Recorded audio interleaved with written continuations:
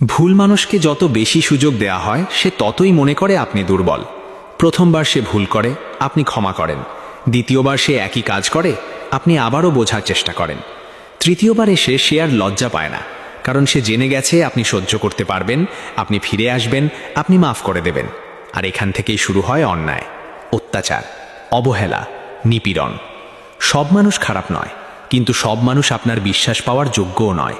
বিশ্বাস একটা উপহার, এটা জোর করে কাউকে দেয়া যায় না।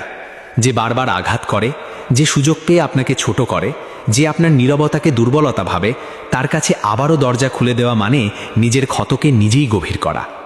মনে রাখবেন, ভালো মানুষকে একবার বিশ্বাস করলেই সে সম্মান দেয়, আর ভুল মানুষকে বারবার সুযোগ দিলে সে আপনার জীবনটাই ধীরে ধীরে দখল করে নেয়। সব কিছু মাফ করা যায়, কিন্তু সব কিছু ভোলা যায় না।